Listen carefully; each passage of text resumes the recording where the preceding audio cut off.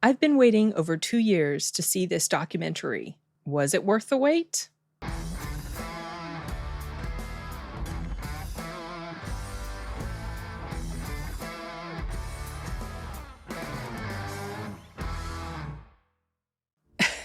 Y'all, I took a lot of notes on this documentary while I was watching it. Many of the notes I took are actually direct quotes that I felt were so profound and struck me in a very deep way that some of them I will probably repeat during the course of this review. So if you may remember a couple years ago, well, back in the spring of 2021, I had Vanessa, aka Gothix, on my channel for an interview. She was up and coming. I noticed her. I think the very first video of hers that I noticed was the one where she was talking about why she did not support BLM. And this was sometime back in the late summer or very, very early fall of 2020. YouTube decided to show this to me. And so I watched it, loved everything she said, immediately subscribed, and then later ended up reaching out to her for an interview. Now, the stuff we were generally talking about is not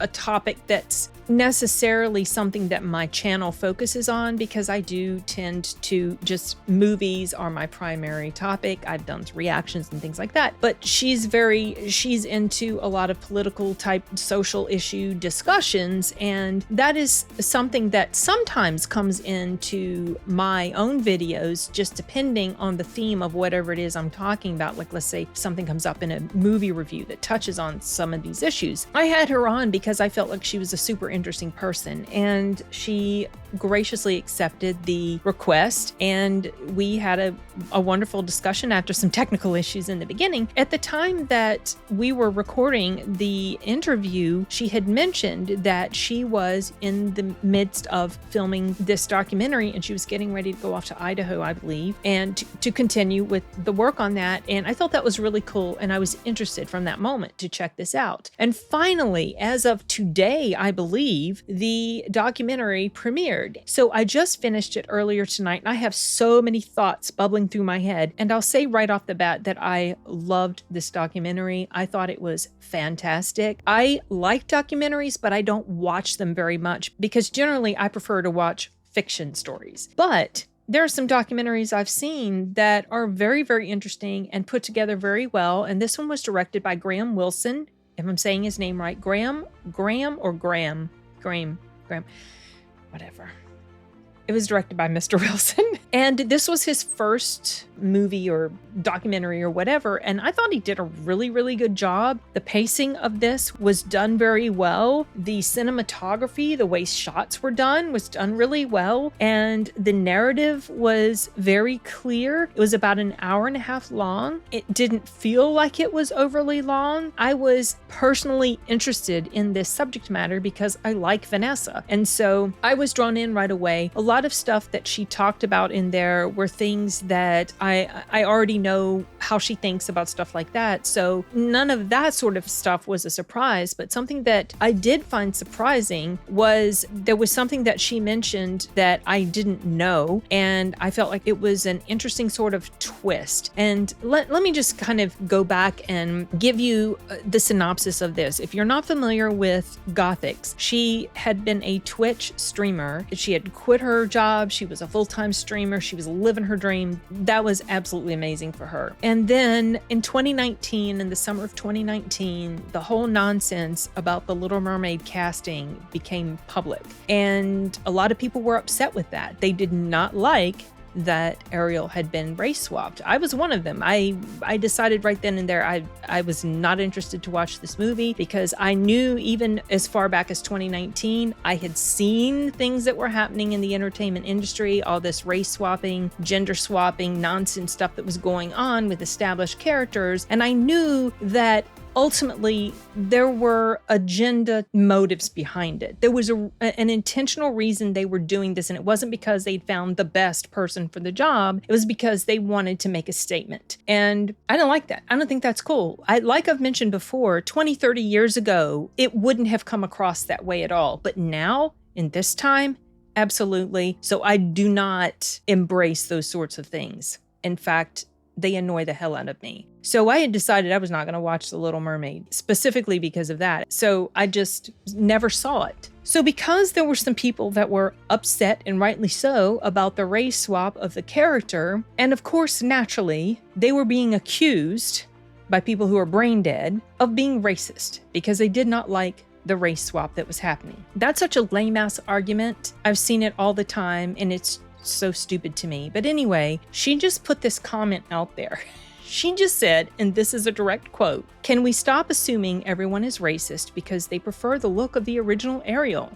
That's all she said on Twitter. And the backlash against her was so severe. She lost many of her paying subscribers on Twitch. I think she had 400 plus paying subscribers, and they just started dropping like flies. She was viciously attacked on Twitter, of course, and it drove her into a deep, dark depression.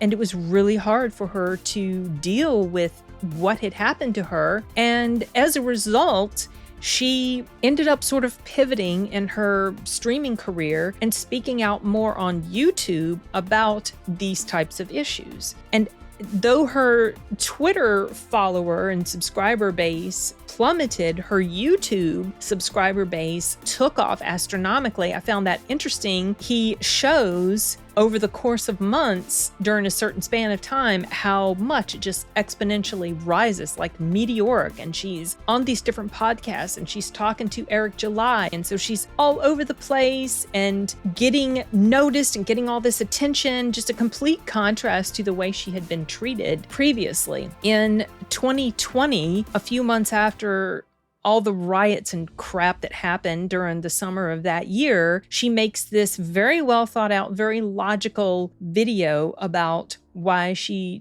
did not support BLM. She also got a ton of backlash. And at one point in this documentary, she said that over the course of those 4 days after that video came out, I'm paraphrasing, over the course of those few days after the video came out, she had more racism directed at her by her fellow Black people than in her entire 30 years of living on this earth. And that was, I'm not sure if at that point that was a huge eye-opener to her, or if that, eye-opening moment had already happened the previous year when she was attacked by people because of a very logical, calmly stated comment on Twitter. And she mentioned that these were people that made it their everyday job to come after her. And this documentary ties in thematically with a movie review I just filmed for Dream Scenario, Cancel Culture. This documentary feels to me to be primarily about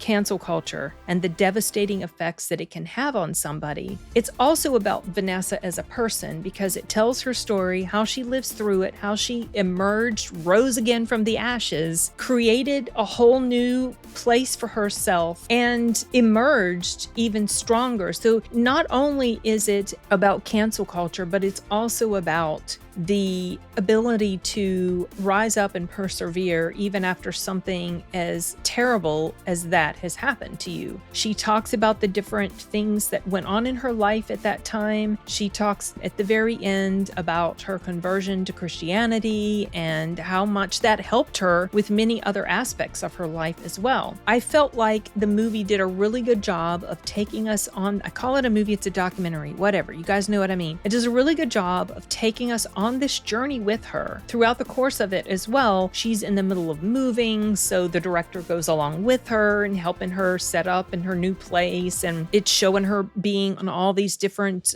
shows. It's showing different videos that she does. I really like the behind the scenes stuff. I like seeing her set up behind the scenes. As a fellow content creator on YouTube, I really enjoy seeing what people's actual setup looks like.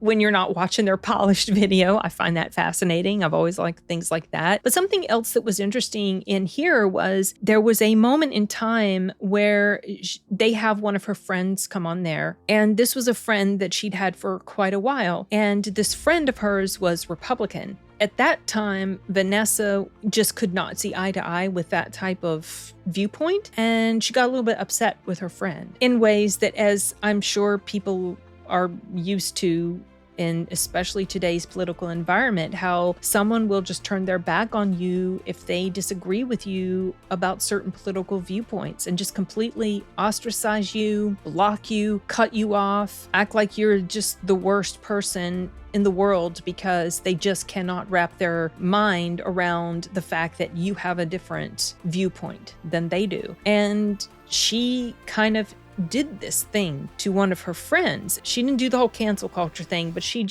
there was this distance created between them because she just could not understand her friend's thinking. And then years later, when something 1,000 times worse happened to her, she looks back on this and she's just so ashamed at the way she had been. And I was thinking that, the word that popped into my mind was almost, it's so cliche to say it, right? Like karma. Not that she even did anything overly nasty, but it's like this one little thing and then it exploded into something so much bigger for her. What she went through, the shit she went through, was absolutely inexcusable. You guys, people are so nasty. I know you already know this, but people are just nasty, especially on places like Twitter. She hasn't even said or done anything horrendous. She just doesn't follow the mob mentality. She made this video message to Black America or something like that, and she was saying that you say Black folks are not a monolith, yet you ostracize those who don't think like you, or vote like you, or live like you.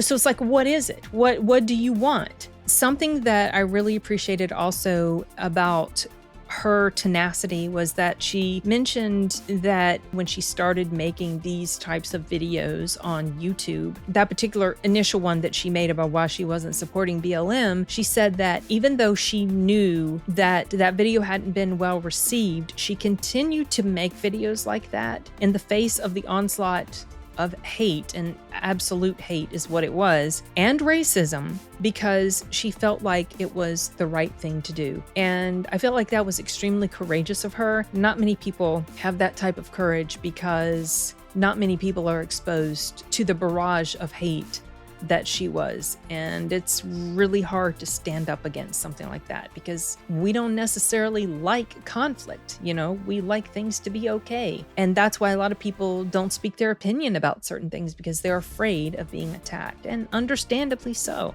She has this very logical, rational way of thinking that I am so in tune with, and that's why I liked her so much from the moment I started watching her videos. But some people who I guess are maybe primarily ruled by emotion and don't really stop to think logically about the stuff that they are espousing, they can't handle that type of logic. It really gets under their skin. And so their solution to this dilemma for them is to just try to completely destroy said person. And this is basically what happened to her. But fortunately, she's gone through this. She's on the other side now. She's stronger. Her life is blooming, and she seems to be in a much better place now. I'm very happy to see this. I saw some of the crap that she's been exposed to from different people on the internet. I have a lot of appreciation for the fact that she is willing to put her thoughts out there, even though she knows that she's going to be attacked for some of the stuff that she says. She, to me, represents someone that is a true example of empowerment. I also liked when she was talking about how she saw the documentary movie Uncle Tom, and that was when she was first introduced to Thomas Sowell. I've actually been aware of him for quite a long time, but it was really interesting to hear her perception of him and the stuff he was saying. And something else that I appreciated about her, and this is why she's had the drive to continue doing what she's doing, she mentioned at one point that if there was one thing that really irritated her, it was being told that she's not allowed to have a voice, to not speak about certain things. And I think that's what gives her the drive to do what she's doing and to continue doing it, even though she knows she's going to be on the receiving end of very negative behavior from other people. She mentioned at one point, "They hate me and I didn't do anything wrong." And that reminded me so much of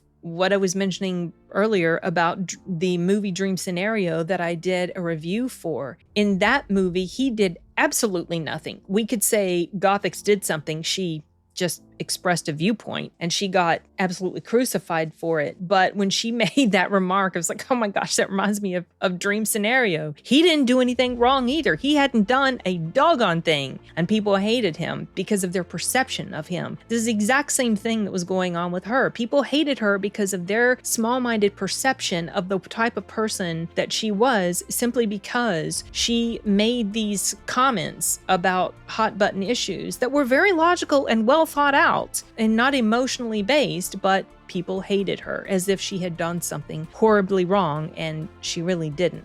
I think that in addition to this being a film about cancel culture and someone living through it, it's also kind of, to me, I guess, sort of a cautionary tale about society putting too much power behind the voice of people who have this perception that they are, as she mentioned in the documentary, that they are the arbiters of cultural truth and that they think it's completely acceptable to set out to destroy someone and their career. And I mentioned in a tweet that I put out shortly before I started filming this was that cancel culture is cancerous and it needs to die. Since people are people, I guess this sort of thing's never really going to fully die. But what would be great would be if people stopped paying attention to what these types of folks are saying and stop giving weight to the words that they're and stop dogpiling on people just because you want to feel good about yourself. And also to that end, you wonder, what is it going to take to make these people stop?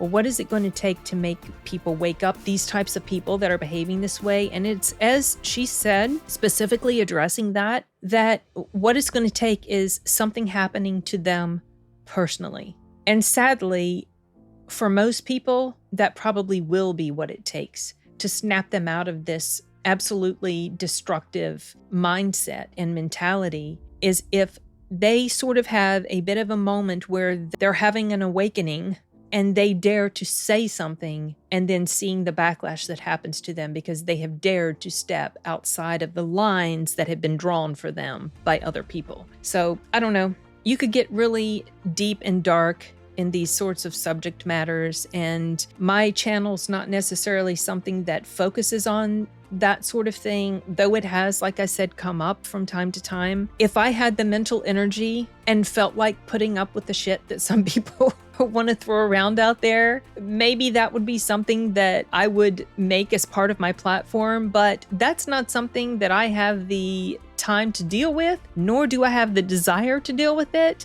I just want to mostly talk about movies. And because this happened to be a documentary and I'm a reviewer, and I know Vanessa, I wanted to watch this, and I'm really glad that I was able to. I'm glad that it has finally come out, and I think it was just put together so well. And thank you for putting up with all of my rambling about this. But if you watch this, make sure you watch until the very, very end, because there's a funny little clip where someone is saying something about Vanessa Gothix, and then a few moments later that same person kind of shows up again. Hang around for that, because that was an actual laugh out loud moment, and I thought it was really funny. Long story short of this is that if you like documentaries, if you like documentaries about this sort of stuff, I think you will really enjoy it. And if you are open-minded and you just don't feel like you're going to be threatened by hearing the viewpoint of someone that may not see eye to eye about certain political and social issues, give this a go. You might learn something. You might grow to appreciate the fact that there's so much diversity of opinion that people have, and that humanity in general, well, we can kind of act monolithic because, there's mobs, but individually, we're not a monolith, and we do have differences of opinion. When you're meeting and talking to people face to face, it is possible to have an actual conversation with them without it turning into something idiotic like what happens on Twitter. And I'm really glad that Gothix was able to pull through this darkness. I did not know how utterly awful it had been for her in 2019 and into 2020. I knew it was bad.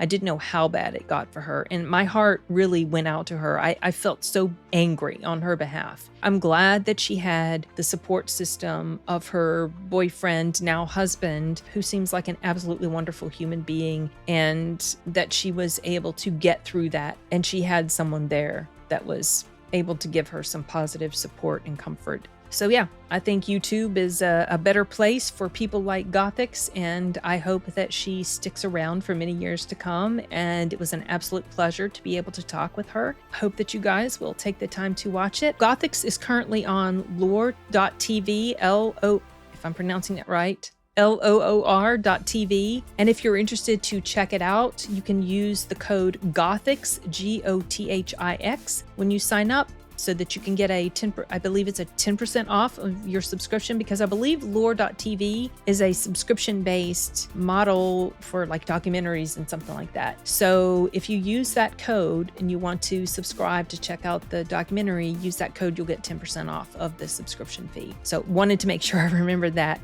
And yeah, I think that's it. I had, like I said, a lot of notes, a lot of things that I had written down that really appealed to me about this. And so I feel like my review was just kind of meandering, but you know, this is how I do my thing. And I hope that you guys will take the time to check it out and go subscribe to Vanessa if you like that type of subject matter, because she deals, like I said, with political, social issues and things like that. And she does a lot of live streaming, and she's very open and receptive to, you know, comments if you leave them in her life, if she's able to see them, because sometimes she gets a lot of comments. So yeah, drop by and check out her stuff. Anyway, if you get a chance to watch this documentary, let me know what you think. And I believe that's about it. So I'm going to go ahead and wrap this up. We'll see you guys later.